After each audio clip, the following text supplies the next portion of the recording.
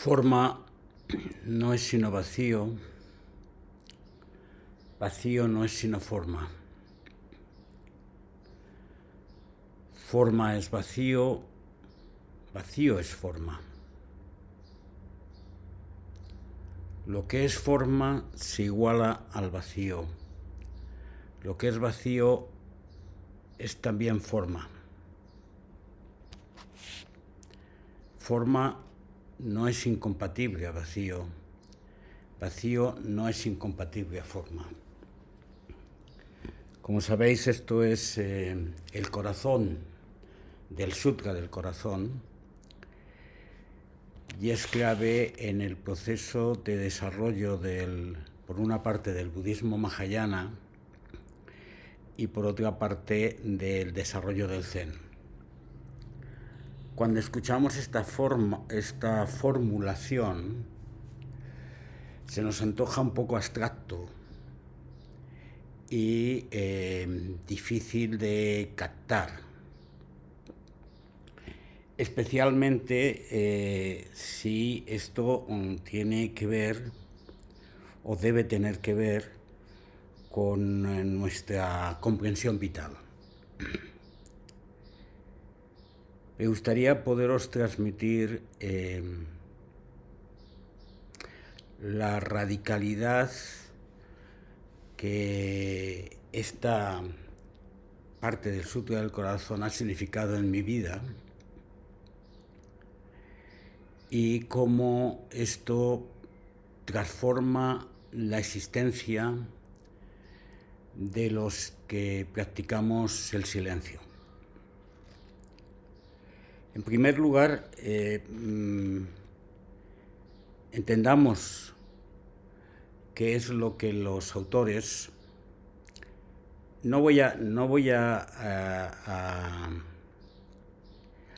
Quiero llegar a un momento en el cual esto lo vivamos desde un punto de vista experiencial. Pero para ello tengo que pasar por una comprensión de lo que esto significa y ha significado históricamente. Forma es lo que tiene estructura, contenido, lo que está limitado en el tiempo y en el espacio, principio y fin, esquema concreto, corporeidad, insuficiencia y limitación. Sin embargo, vacío es lo que no tiene límites, ni fronteras, ni principio, ni fin, lo que no está sometido al tiempo o al espacio, lo que es eterno. Y entonces, si en vez de la cultura del Sutra del Corazón pusiéramos aquí una cultura occidental y con estas palabras jugáramos con conceptos equivalentes para nosotros, donde decimos forma, digamos humano, y donde decimos vacío, digamos divino en nuestra cultura. Entonces aquí vendríamos a decir: lo humano no es sino lo divino no es sino lo humano, lo que es humano se iguala a lo divino, lo que es divino se iguala a lo humano. Y esto de pronto se vuelve una expresión iconoclasta que rompe toda la estructura de separación entre lo que en nuestra cultura se llama Dios y criatura. Si decimos lo mismo, por ejemplo, creador y criatura, pues nos encontramos con el mismo esquema. Si hablamos en los términos religiosos del Padre y del Hijo, pues repetimos el mismo esquema. El Padre no es sino el Hijo no es sino el Padre es el Hijo es el Padre, lo que es el Hijo es igual al Padre, etc.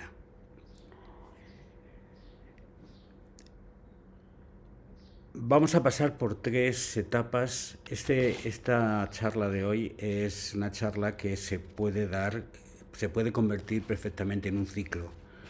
Por lo tanto, yo me perdonaréis si estoy intentando condensar mucho lo que yo entiendo y siento, ¿no? Pero tiene un enfoque también diferente al que a lo mejor podéis encontrar en la colección de charlas de YouTube, donde este tema también aparece en algún momento. El primer enfoque que quiero dar es el enfoque desde la visión cósmica de la realidad. Y lo quiero dar recordando con cariño y con una cierta ternura a cómo en los últimos años de la vida de Billy His casi siempre empezaba sus charlas, alguna gente decía que es porque ya estaba un poco senil, haciendo una contemplación del cosmos. Empezaba hablando, diciendo que en nuestra galaxia existen 300.000 millones de estrellas, que esos 300.000 millones de estrellas, muchos de ellos tendrían planetas, con lo cual habría miles de millones de planetas. Hablaba diciendo que nuestra galaxia es simplemente una más de las múltiples galaxias que existen, hasta un total en el universo visible de 2 billones, billones con B, de galaxias, con lo cual cuando uno contempla el universo, contempla el cielo y nos situamos nosotros en ese esquema cósmico, de pronto como que nos sobrecoge. De hecho, recomiendo a los que vivís como, por ejemplo, Jairo en medio de la naturaleza, el contemplar el cielo por la noche, o como las últimas fotografías que nos han llegado del satélite astronómico que está haciendo y que antes de ayer aparecía en el periódico. Miles y miles y miles de galaxias llenas de estrellas, llenas de mundos, llenas de existencias. ¿De dónde viene todo eso? Si este universo ha dado pie a una inteligencia como la nuestra, este universo es inteligencia. Si este universo ha dado pie a un corazón como el nuestro, a unas emociones, a unas vibraciones como las que tienen los humanos, es porque el universo en su conjunto es esta vibración, esta emoción. Digo esto porque a veces cuando uno contempla la física del universo, parece que está pensando en algo amorfo y abstracto. Yo le voy a poner un nombre y voy a hablar del amado. Hace 13.800 millones de años no existía tiempo, no existía espacio. Es muy fuerte decir esto, no existía tiempo, no existía espacio. No existían las leyes que nos dominan o nos controlan ahora. No existían los principios que fueron dados lugar al universo. Si no existía tiempo y no existía espacio, el amado era presencia completa, vacío no manifestado, potencialidad concentrada, singularidad infinita, inteligencia culmen, punto de expresión que nos resulta en nuestra mente difícil de captar. En el Big Bang el amado explotó dando lugar al tiempo y al espacio. Se nos dice que en el primer segundo, en la primera fracción del primer segundo, se desarrolló el esquema que hizo posible este universo.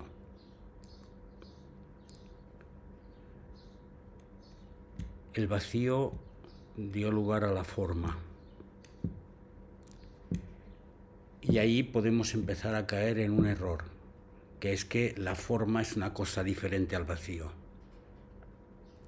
El amado no dejó de ser vacío y no dejó de ser forma. Toda expresión que nosotros queramos hacer para comprender la realidad, donde entendemos una causa y un efecto, se nos rompe con el sutra del corazón, porque la causa no es sino el efecto no es sino la causa es igual al efecto, el efecto es igual a la causa. Esto es, el punto origen es igual a las manifestaciones que existen. Todas las manifestaciones que existen tienen el punto origen. No hay un creador fuera del universo que creó el universo. El creador es el universo y el universo no es sino el creador. Por lo tanto, todo lo existente, nosotros también, no es que llevemos en nuestro corazón la prenda de lo divino, el centro, la naturaleza esencial de lo divino, sino que todo lo que somos también divino, pero somos también humano, porque hay una cierta tendencia en la forma de vivir en que a veces se rechaza la forma para intentar captar la experiencia del vacío. Y lo que dice el sutra no es eso, sino que forma y vacío son la misma cosa y por lo tanto nos toca en este momento ser manifestación. Manifestación que está en continuo cambio. Si hay algún elemento muy concreto de la realidad, es que es una realidad continuamente cambiante. Dijéramos que continuamente hay esta interacción entre la expresión de la realidad como forma y la expresión de la realidad como vacío. Y se está manifestando continuamente. De hecho, los físicos nos dicen que el Big Bang se está manifestando en el centro de todas las galaxias como agujero negro, donde no existe tiempo, donde el tiempo se hace cero, y donde no existe espacio, y donde la densidad se tiende a infinito. Eso, que son conceptos físicos básicos, cuando uno lo intenta comprender y meterlo dentro de la realidad, nos damos cuenta que vivimos en un nicho, pues al estilo como se vivía en la Edad Media, donde os acordáis, se decía, Galileo, que la Tierra era el centro del mundo, que las estrellas eran puntos en el cielo que alumbraban por la noche y que todo daba vueltas alrededor de nosotros. Luego vino Copérnico y planteó que el centro era el Sol. Y luego al final hemos tenido que andar acabando que somos una pequeña estrella en un punto distante de una galaxia donde hay 300.000 millones de estrellas en una de las múltiples galaxias que hay en el universo. Y ese tipo de reduccionismo, de resituarnos, esta conciencia cósmica, nos permitiría una gran lección de cómo debemos situar nuestra vida. A veces vivimos nuestros problemas, nuestros esquemas, pues de igual manera que los gusanillos viven los suyos, como si fuera todo lo que existe. Pero cuando uno se coloca en esa visión cósmica, hay una limpieza profunda de la existencia. Sobre todo, si aceptamos que este proceso evolutivo que ha llevado a nuestra existencia, partiendo de partículas elementales, hasta acabar siendo seres que se saben a sí mismos, y además aceptamos que esto es una de las posibles experiencias de vida que el universo da por sí, hablaremos como el poeta que el universo ha parido un corazón en un pequeño lugar del universo, pero no es el único. Y desde esa perspectiva nos toca a nosotros vivir entendiendo que el conjunto de nuestra existencia conlleva en el seno la totalidad de lo que existe. Que la totalidad, la potencialidad se está desplegando continuamente en manifestaciones, en las 1000 formas, y nosotros somos unas de ellas, y tenemos que vivirlas plenamente. Y tenemos que vivirlas plenamente, pero al mismo tiempo no abandonando que somos también vacío de existencia separada. Uno de los elementos claves del universo es que todo está interconectado y que no hay un comportamiento individual de una parte que no esté afectando al todo. Este esquema que nos lleva a comprender y a situarnos como parte de un conjunto existencial, creo que es una buena reflexión de entrada para comprender el sutra. La segunda perspectiva es la perspectiva que nos han dado los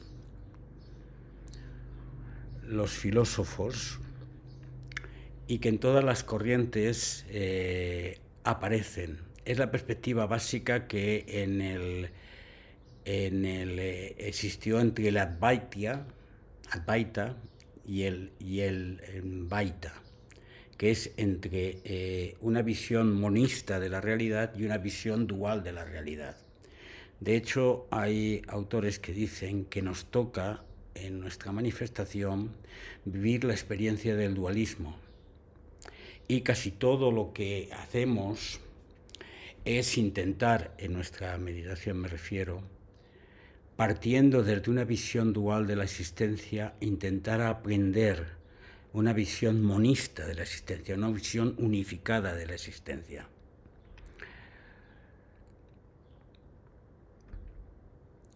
Pero todo el esquema de nuestra comprensión cotidiana se nutre de esta visión dual.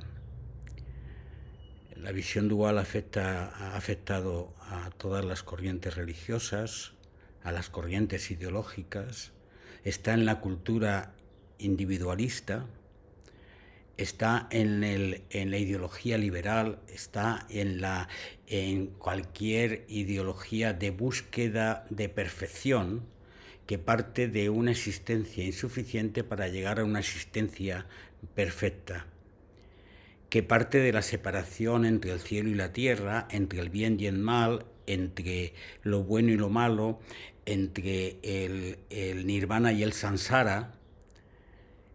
Ese esquema de separación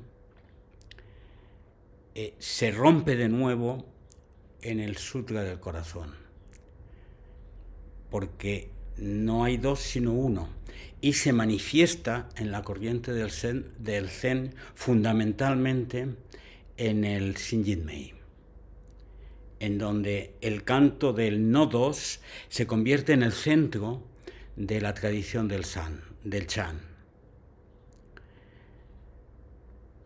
Dijéramos que la tradición del Zen da el salto, entroncando con el budismo primitivo, con el Sutra del Corazón, da un salto fundamental para que comprendamos vitalmente que no hay dos, que no hay una separación, que no hay un superior y un inferior, que no hay un dentro y un fuera, que no hay un arriba y un abajo.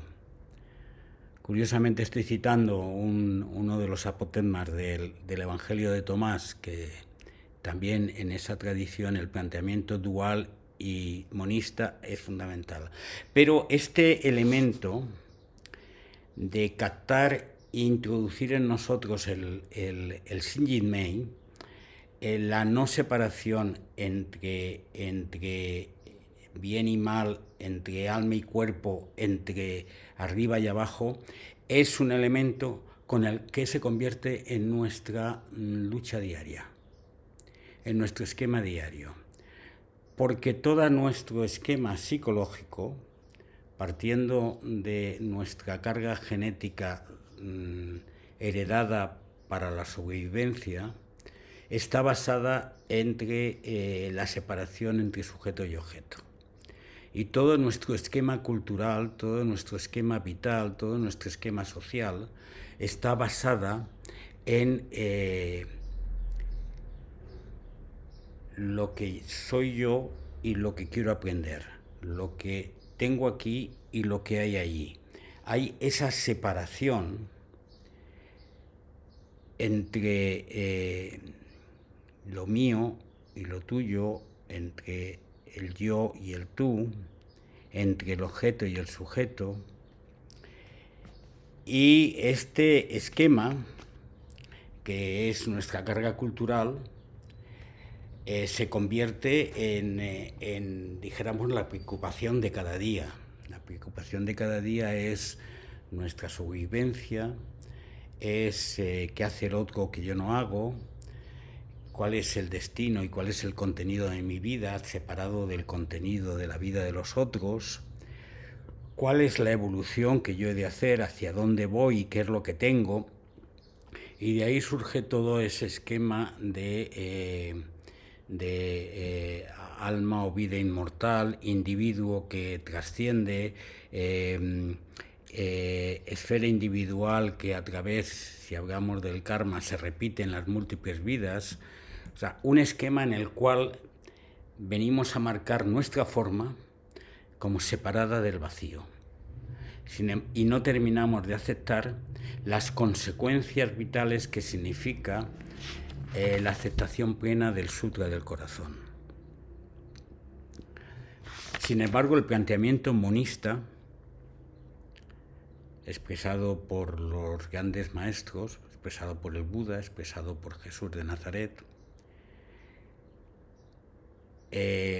transmitido por el Advaita, transmitido por el Zen, indica que no somos separados, no somos insuficientes, somos perfectos desde el origen, tenemos aquí aquello que andamos buscando y lo que nos toca es simplemente manifestar lo que realmente somos. Y toda nuestra tarea de trabajo en el silencio es la vivificación de esto. Por eso la experiencia del Zen se llama la experiencia del vacío. Se trata, porque tenemos experiencia de forma, pero se trata de integrarlo con la experiencia de vacío. Vuelto al tema de lo del amado, que diría Juan de la Cruz, se trata de tener experiencia de unidad con el amado. Esa experiencia que el profeta Nazaret decía, el Padre y yo somos uno. Que seáis uno como el Padre y yo somos uno. La experiencia también que en Oriente se habla soy eso. Ese soy eso, eres eso, es también todo el esquema, toda la corriente que lleva a la unificación de la existencia y a cambiar totalmente el esquema de lo que son nuestros intereses vivenciales, porque si esto lo aceptáramos plenamente, hay una transformación profunda de cómo hemos de vivir. Y vamos a ello. porque ¿cómo viviríamos? Esta es una pregunta que hemos repetido muchas veces desde la no dualidad. ¿Cómo encauzar nuestra vida en nuestra experiencia sin necesidad de adorar a un Dios otro, de hacer un culto por una perfección que está lejana, de no necesitar buscar al Padre perdido, de no necesitar un mito de la salvación? ¿Cómo vivir ese esquema? Solo poner yo el esquema, siguiendo un poco la metáfora que han utilizado otros autores y también Billy Hicks, de cómo estar en el centro del océano y al mismo tiempo ser ola. En el centro del océano hay silencio, hay serenidad, hay calma, hay paz. Y arriba la tormenta nos mueve de un lado para otro. El viento nos sacude y las olas se expresan de formas muy diferentes, a veces de forma dramática. Se rompen contra las rocas, se destrozan, mueren, nacen, vuelven a nacer, vuelven a morir. ¿Cómo ser océano y ser ola? ¿Cómo ser ola y ser océano al tiempo? Esa es nuestra tarea. Todo nuestro esquema no consiste en captar lo que significa ser vacío, sino integrar el vacío y la forma. Hacer uno la comprensión de nuestra existencia como una existencia sin tiempo, como un no nacido, que diría Dogen, como una experiencia sin espacio, sin límites, sin estructuras, sin esquemas, sin itinerarios, y al mismo tiempo vivir los límites, los esquemas, los itinerarios, la vida limitada. ¿Cómo integrar esas dos cosas en la experiencia, no en la filosofía?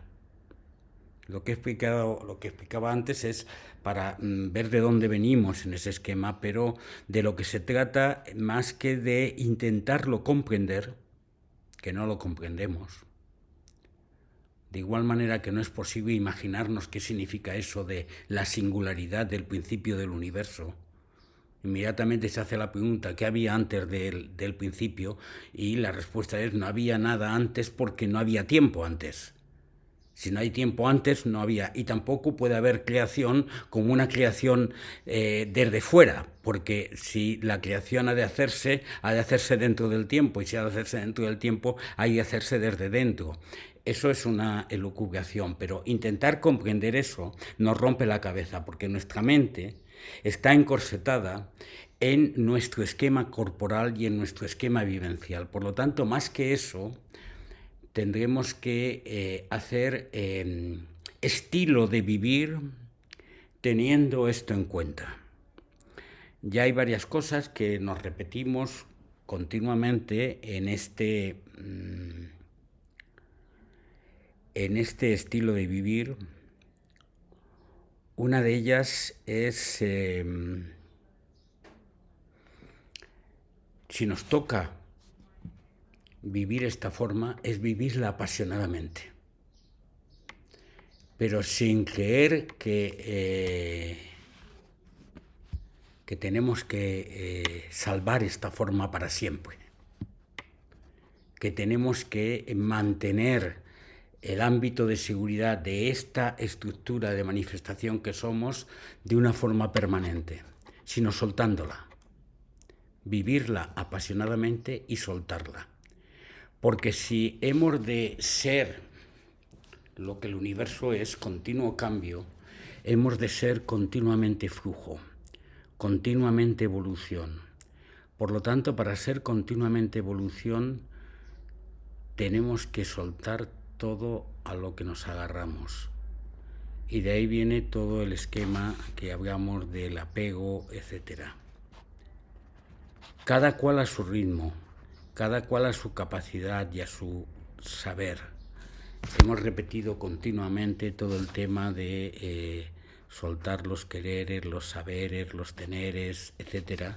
Pero todo esto tiene que ver con, por un lado, ser capaz de vivir apasionadamente el momento concreto, lo que somos, esta comida, este paso, esta música, este momento, y al mismo tiempo no querer agarrar nada.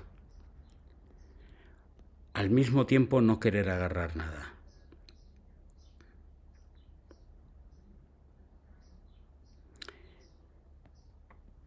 Vivir sin miedo. Vivir sin miedo porque no somos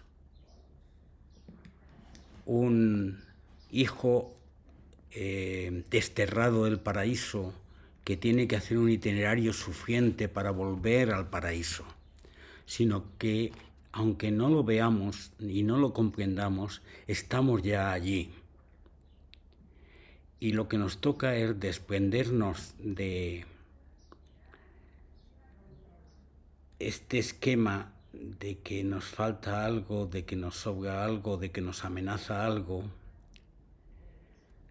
para entregarnos, para dejar ser conducidos. Decía yo al principio, si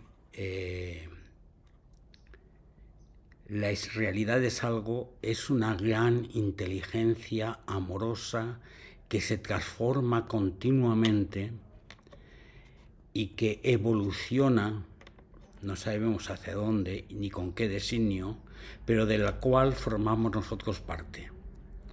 Y cada aventura, entre comillas, individual que sentimos, en el fondo forma parte de un flujo global al cual pertenecemos.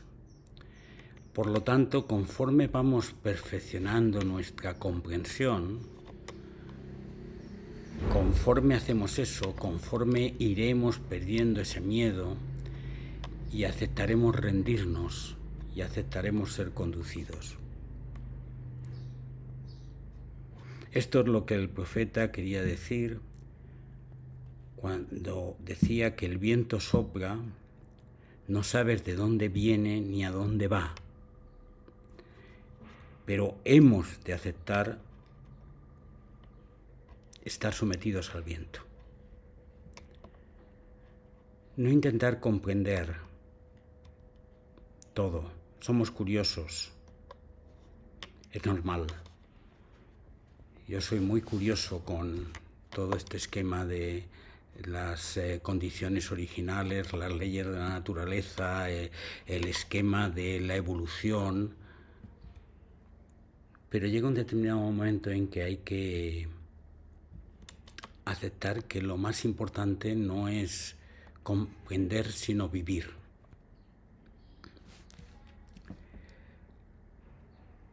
Y hacernos en elementos concretos en nuestra existencia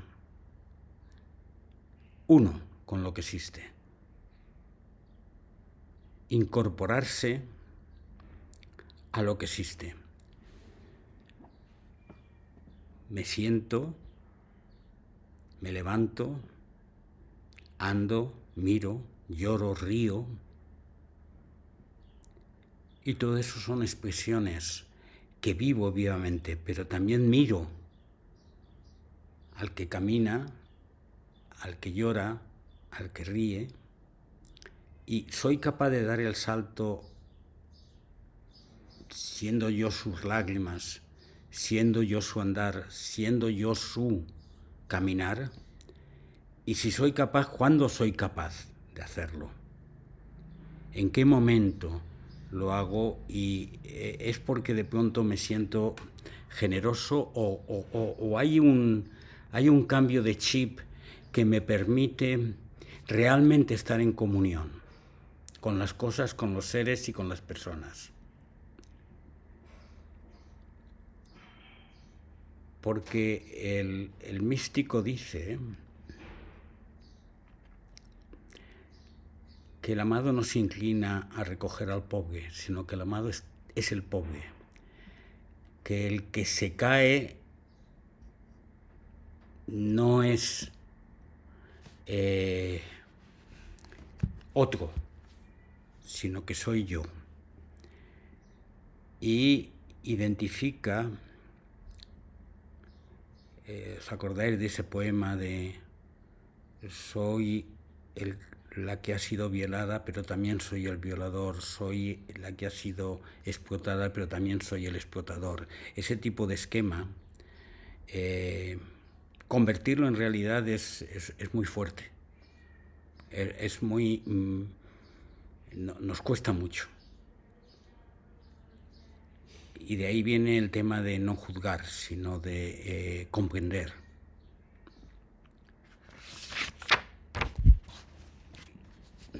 No sé si he sido capaz de haceros llegar lo que siento. Lo que sí quiero deciros es que este texto del Sutra del Corazón, a lo largo de estos 30 años de práctica míos, ha surgido continuamente. Y recuerdo incluso los tiempos cuando iba yo al centro de Pilgrims, que al menos una vez todos los días se recitaba en sánscrito allí, ¿no? Y hubo muchos años en que yo no lo comprendía, no terminaba de captar esto y lo entendía filosóficamente.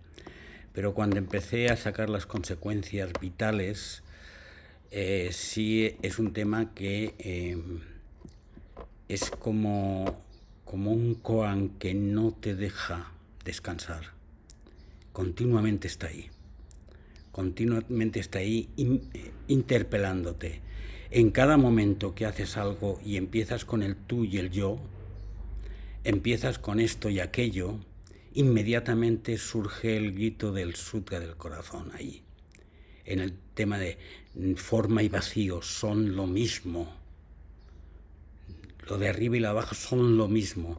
Y ahí continuamente es una interpelación de mejoría. Que yo me gustaría que también, sé que algunos de vosotros ya esto lo tenéis así, que a veces una de vosotras me decía el otro día, es que es difícil, no termino de entenderlo, ¿no? Es que yo creo que no se trata de entenderlo mentalmente, sino se trata de que te interpele en el centro de tu corazón. No es un tema mental, ni es un tema emocional, ni es un tema corporal, ni es un tema espiritual. Es un tema que continuamente en todas las formas de existencia te tiene que interpelar.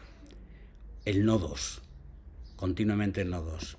Me parece que eras tú, África, la que decías que el tema del Shinjin-mei resume todo lo que hay que aprender del Zen.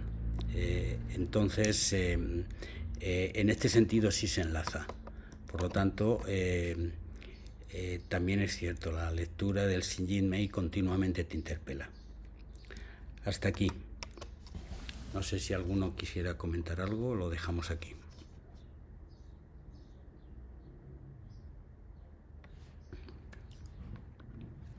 Hacemos Kinin.